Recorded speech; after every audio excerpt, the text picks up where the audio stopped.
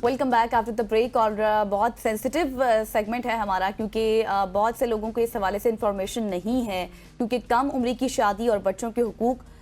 मोहतरमा सालिया रामे UNFPA में टेक्निकल स्पेशलिस्ट हैं, हमारे साथ आज मौजूद हैं। बच्चों को खुशहाल और महफूज बचपन का हक हासिल है, लेकिन कम उम्री की शादी जैसे मसाइल इन हकूक की राह में रुकावट बनते हैं, ये हम देखते आए हैं। पाकिस्तान की बात करें तो पाकिस्तान में कौमी फ्रेमवर्क बच्चों की शादी के खात्मे के अज़्म लिए हुए हैं, ताकि बच्चों को उनके बुनियादी हुकूक, तालीम और ख़ुद मुख्तारी के साथ एक महफूज माहौल फराहम किया जा सके। लेकिन तल्ख हकीकत ये भी है कि रवायात और समाजी दबाव के तहत कम उम्री में शादी ना सिर्फ लड़कियों बल्कि लड़कों के मुस्तकबिल पर भी गहरे असरार डालती है। और तहकीक के मुताबिक 18% लड़कियों की 18 साल से पहले शादी कर दी जाती है, जिससे उनकी सेहत, तालीम और मेंटली बहुत ज़्यादा जो है हेल्थ। बिल्कुल ऐसी है। इन टॉपिक्स के हवाले से भी बात करेंगे, लेकिन मैं चाहता हूँ गज़ल के जिस तरह की शख्सियत हमारे साथ मौजूद है, सालिया की आपने बात की, हम उनको वेलकम भी कहेंगे। हम उनसे ज़्यादातर सिनफी तशद्दुद के हवाले से बात करते हैं, जो तशद्दुद हो रहा है, डोमेस्टिक वायलेंस है, इसकी कितनी ज़्यादा अक़साम है, उस हवाले से बात करेंगे। सबसे पहले सालिया, thank you so much for joining us, आपने हमारे लिए वक्त निकाला। मैं चाहूँगा कि आप यहाँ पे मौजूद हैं, आज सिनफी तशद्दुद के हवाले से बात की जाए। सबसे पहले तो हमें नाज़रीन को आगाह करने की ज़रूरत है कि सिनफी तशद्दुद की डेफिनेशन क्या है। Thank you. बेसिकली अगर आप देखें सिन्फ, और जिसको हम अंग्रेज़ी में जेंडर कहते हैं, सिन्फ बेसिकली मर्द या औरत या लड़के या लड़की। अब इसमें ये जो तशद्दुद आपको आपकी सिन्फ की बुनियाद के ऊपर फेस करना पड़े, जिस तरह से और ये जानना ज़रूरी है कि ये सिनफी तशद्दुद जो है ये माशरे की तख्लीक है। कि फ़ॉर एग्ज़ाम्पल अगर ये रवायत है कि घर में जो है वो कमा के सिर्फ मर्द नहीं लाना है, उसने ही सरबराही करनी है, सारा इकनॉमिक बर्डन जो है वो उसके ऊपर होगा, और जो ख़वातीन हैं उनने फॉलो करना है या घर में रह के काम करना है। अब ये जो रोल्स डिफ़ाइन हैं, अगर इससे हट के कोई मर्द या कोई औरत कुछ करना चाहते हैं और उस पर उनको डिस्क्रिमिनेशन फ़ेस करनी पड़े या इवन वायलेंस का सामना करना पड़े, तो उसको आप सिनफी तशद्दुद कहेंगे, जिसकी एक किस्म जो है वो घरेलू तशद्दुद है। जिस तरह से आपने बहुत दफ़ा देखा होगा कि बहुत सारी बच्चियां पढ़ना चाहती हैं, लेकिन उनको एक हद के बाद रोक दिया जाता है कि आप आला तालीम नहीं हासिल कर सकती, अब बस शादी ही होगी।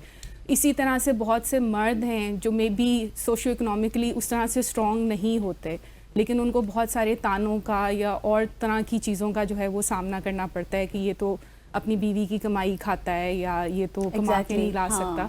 सो सिनफी तशद्दुद दोनों, जो लड़का या लड़की या मर्द या औरत हैं, दोनों के हवाले से बात करता है। इसके अलावा अगर आप सिन्फ पे देखें तो उसमें हमारी ट्रांसजेंडर्स भी एक तरह से आज वैसे सालिया ने एक बात तो हौसला अफजाई कर दी कि जो भी आता था वो खवातीन की बात करता था। आज इन्होंने कहा कि हम मर्दों की भी बात करेंगे। और उम्मूमन आपको पता है कि दो खवातीन बैठी है, मर्द अकेला बैठा हुआ नहीं, वैसे यूजुअली हमने भी यही सुना है, मास्टर में भी यही सुना है कि कहा जाता है कि सिर्फ औरत के हवाले से बात की जाती है, उसी तशद्दुद का सामना है, लेकिन मर्दों के रिलेटेड बहुत कम बात की जाती है कि उसको कमाना है, उसको खिलाना है, उसने एक पूरा घर चलाना है, बच्चों की तालीम, लेकिन उसके ऊपर क्या असरात पड़े हैं इस मुतालिक बहुत कम डिस्कशन होती है।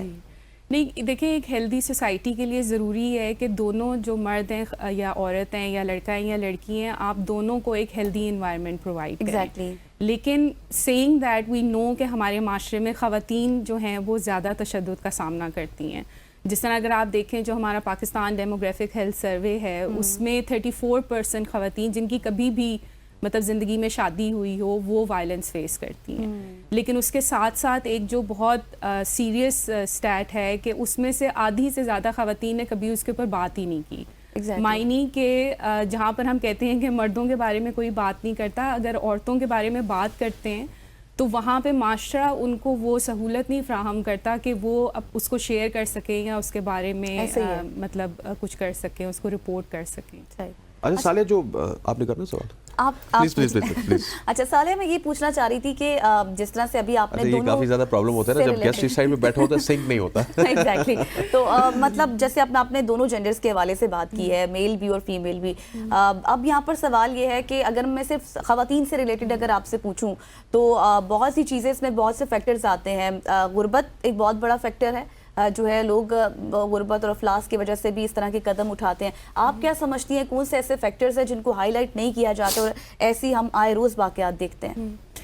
دیکھیں اس سے میں تھوڑا سا ڈس ایگری کروں گی. یہ ایک بہت بڑی مت ہے کہ یہ صرف شاید غربت کی وجہ سے تشدد جو ہے وہ ہوتا ہے. جب UNFPA کیونکہ بہت زیادہ حکومت کے ساتھ کام کرتا ہے, ہم لوگ شیلٹرز اور ہیلپ لائنز کے ساتھ کام کرتے ہیں, تو وہاں پر ہر طبقے کی خاتون کا جو ہے وہ کال بھی آتی ہے اور مسائل بھی آتے ہیں.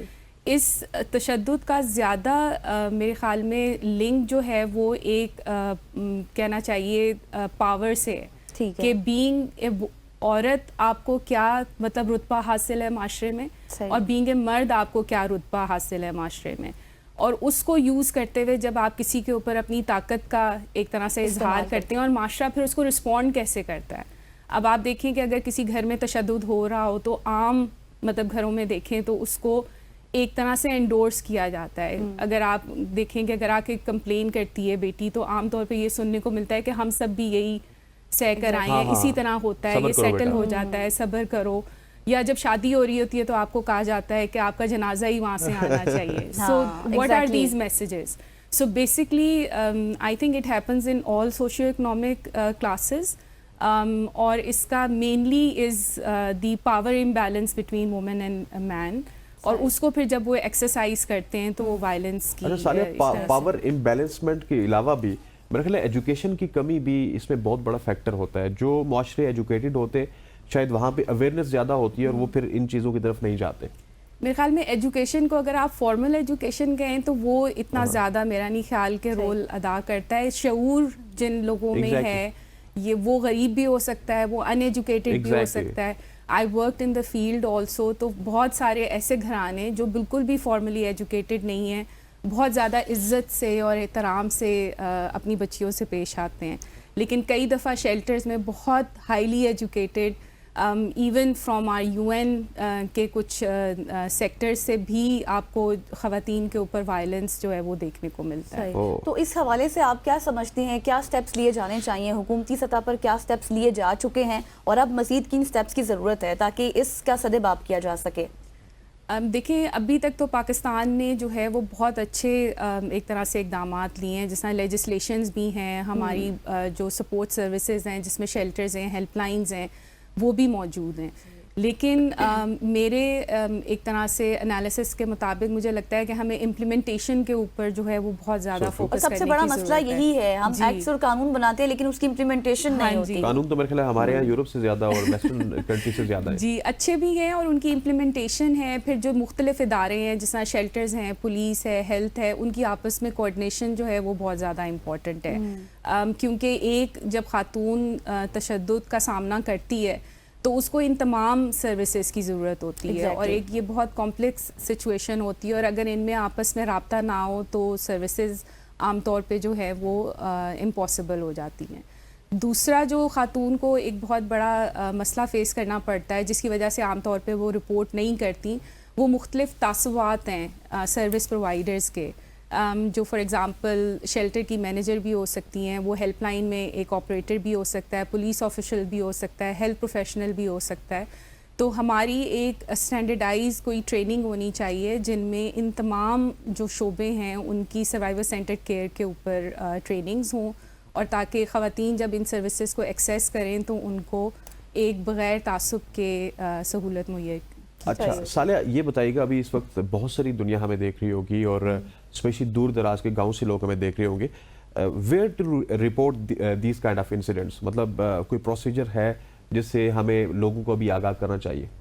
جی دیکھیں جس طرح سے پنجاب میں تو ہر ڈسٹرکٹ میں جو ہے وہ شیلٹر ہومز موجود ہیں. اس کے علاوہ پنجاب کی اپنی ہیلپ لائن ہے, پنجاب ویمن پروٹیکشن اتھارٹی کی 1737. پھر KP میں بھی جس طرح سے ہیلپ لائن اور شیلٹرز ہیں, تقریباً تمام صوبوں میں یہ سروسز جو ہیں وہ موجود ہیں. اب ایک خاتون جو ہے وہ ضروری نہیں ہے کہ وہ پہلے شیلٹر جائے یا ہیلپ لائن جائے, وہ سچویشن پہ ڈیپینڈ کرتا ہے کہ وہ کس سروس کو پہلے آپٹ کرے گی. اچھا جی صالحہ یہ بھی مسئلہ ہے, ہم نے دیکھا ہے کہ میں ایک جگہ ریسرچ پر پڑھ رہی تھی کہ جو جس طرح سے ہم آج بات کر رہے ہیں صنفی تشدد کے اوپر, تو ہم نے بات کر لی اس کے اقدامات کیا ہیں, اس کے فیکٹرز کیا ہیں اور اس کا پروسیس کیا ہے کہ کس طرح سے آپ رپورٹ کر سکتے ہیں. ایک اور بھی عام ایشو ہے جو کم عمر میں جو بچیوں کی شادیاں وغیرہ کر دی جاتی ہیں یہ بہت بڑا فیکٹر ہے. اس حوالے سے قانون بھی پاس ہوئے تھے کہ ایسا نہیں ہونا چاہیے. اگر دوسرے ممالک میں دیکھیں تو وہاں پر بھی اس طرح کے لاز موجود ہیں. لیکن میں ایک رپورٹ پڑھی تھی, اس میں سب سے بڑا ایشو یہ بھی تھا, مدر کی ڈیتھ بہت زیادہ ہو جاتی ہے کم عمر میں جب شادی بچوں کی کر دی جاتی ہے, اور یہ بہت بڑا ایشو ہے. اور 2030 تک اگر یہ اسی طرح واقعات چلتے رہے تو اس کی ریشو بہت زیادہ بڑھ جائے گی. 9.5 بلین تک میں دیکھ رہی تھی کہ وہ یہ ریشو چلی جائے گی. سو بچپن کی شادی UNFPA اس کے اوپر کافی حکومت کے ساتھ مل کے کام کر رہا ہے, اور UNFPA کی اپروچ بھی بیسکلی یہی ہے کہ ہم بچیوں کی اوور آل صحت کے اوپر بات کرتے ہیں کہ جب بچپن کی شادی ہوتی ہے تو ایک بچی کا نہ صرف فیوچر بلکہ جو آنے والی جنریشنز ہیں آپ ان کو بھی ایک طرح سے ڈس ایڈوانٹیج پہ ڈال دیتے ہیں. اور جس طرح سے آپ نے خود کہا کہ وہ بہت زیادہ پرون ہوتی ہیں کہ پیدائش کے دوران ان کی جو ہے وہ وفات ہو سکتی ہے, بچے کی بھی اور ماں کی بھی. ابھی بلکہ UNFPA نے ایک شارٹ فلم پہ کام کیا ہے سلما, جس میں ہم نے ان تمام فیکٹرز کو کیپچر کرنے کی کوشش کی ہے کہ کس طرح سے آپ کی جو سوشل نارمز ہیں کئی دفعہ اس طرف ایک طرح سے بچی کو دھکیل دیتے ہیں کہ بچپن میں اس کی شادی ہو جائے, اور پھر اس کے بعد کس طرح کے اثرات ہیں. ہم نے جو ریسرچ کی ہے اس میں ہم نے یہ دیکھا ہے کہ مسئلہ یہ ہے کہ کئی دفعہ پیرنٹس اس کو ایک طرح سے یہ دیکھ رہے ہوتے ہیں کہ شاید وہ بچے کا اچھا کر رہے ہیں, وہ اس کو ایک طرح سے ایک نقصان دہ پریکٹس پرسیو نہیں کرتے. تو ہماری ایک طرح سے کوشش یہ ہے کہ یہ اثرات کو اجاگر کر کے ہم پیرنٹس کو یہ اویئرنیس دے سکیں کہ یہ ایکچولی بچے کے لیے بینیفیشل نہیں بلکہ بہت زیادہ ہارمفل ہے. اور وہ جہاں تک ہو سکے ہمیں جو ہے وہ اس کو پریکٹس کو جو ہے وہ روکنا چاہیے. اچھا سالے آخر میں مجھے بتائیے کہ ڈیجیٹل تشدد کے حوالے سے اس کو آپ کس طرح ایلیبوریٹ کریں گے؟ لیکن ڈیجیٹل تشدد جو ہے یہ ایک ایمرجنگ فارم ہے جینڈر بیس وائلنس کی, جو کہ ابھی اس کے اوپر اور تحقیق اور ہم اس کو سمجھ رہے ہیں. لیکن جتنا کام ہم لوگوں نے ہیلپ لائنز اور شیلٹرز کے ساتھ کیا ہے یہ فارم بہت زیادہ اب سامنے آ رہی ہے. اور اس میں سب سے بڑا چیلنج یہ ہے کہ جب یہ کسی بھی خاتون کو ایک طرح سے اس کا سامنا کرنا پڑتا ہے, تو فرسٹ آف آل یہ آپ کو پتہ نہیں ہوتا کہ کون کر رہا ہے, اور آپ کی پرسنل ایک طرح سے جو چیزیں ہیں ان کو ایکسپلائٹ کر کے کبھی آپ کو بلیک میل کیا جا رہا ہوتا ہے, کبھی آپ کو جو ہے وہ اور طریقے سے ڈسکریمنیٹ کیا جا رہا ہوتا ہے.